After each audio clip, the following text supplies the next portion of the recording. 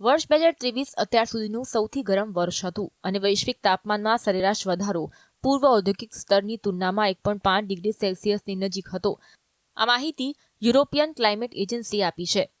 કોપરનિકસ climate agency સર્વિસના વૈજ્ઞાનિકોએ જણાવ્યું કે જાન્યુઆરી અથવા ફેબ્રુઆરી 2024માં સમાપ્ત થતા 12 મહિનાના સમયગાળામાં 1.5 ડિગ્રી સેલ્સિયસની મર્યાદા પાર થઈ શકે છે, જેનાથી ગ્લોબલ વોર્મિંગની પ્રભાવ વધી શકે છે. જોકે તેનો મતલબ પેરિસ સમજૂતીમાં નિર્દિષ્ટ 1.5 ડિગ્રી સેલ્સિયસના માપદંડનું સ્થાયી ઉલ્લંઘન નથી, કારણ કે આ ઘણા વર્ષોમાં દીર્ઘકાલીન વોર્મિંગને સંદર્ભિત કરે છે.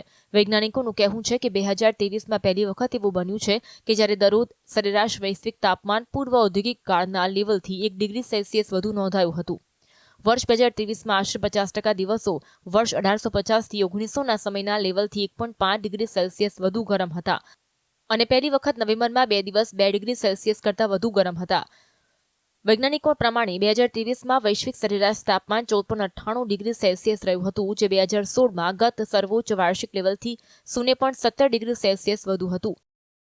ટેક્સાસ A&M યુનિવર્સિટીમાં આબોહવા વિજ્ઞાનના પ્રોફેસર એન્ડ્રુ ડેસલરનું કહેવું છે કે જે વાતે મને સૌથી વધુ આશ્ચર્ય પમાડ્યું છે એ નહોતી કે વર્ષ 2023એ રેકોર્ડ તોડ્યો, પરંતુ તે પણ હતી કે આ વર્ષે પાછલા તમામ રેકોર્ડ તોડી નાખ્યા. આ વૈશ્વિક રેકોર્ડ ગરમીએ વર્ષ 2023માં દુનિયાના મોટા ભાગોમાં હવામાનની ઘટનાઓને બદતર બનાવવામાં મદદ કરી, જેમાં કેનેડા અને અમેરિકામાં તીવ્ર ગરમી અને જંગલની આગથી લઈને લાંબા સમય સુધીનો દુષ્કાળ તથા પૂર્વ આફ્રિકાના કેટલાક ભાગોમાં પૂરની ઘટનાઓ સામેલ છે. આ ઘટનાઓ તાજેતરના દિવસોમાં જોવા મળેલી ઘટનાઓથી ઘણી વધારે અથવા અસામાન્ય સમયે ઘટિત થઈ છે.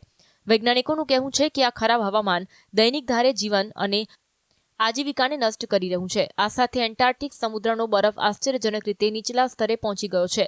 સાથે આર્કટિક સમુદ્રી બરફ પણ સરેરાશથી નીચે પહોંચી ગયો છે. Bureau report, GSTV.